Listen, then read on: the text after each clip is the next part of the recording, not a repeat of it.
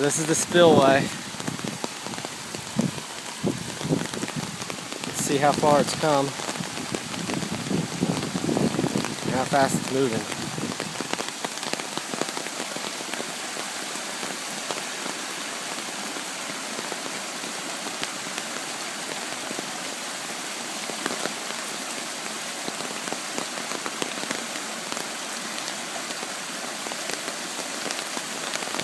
So I think I need to clean out that area right in there to there.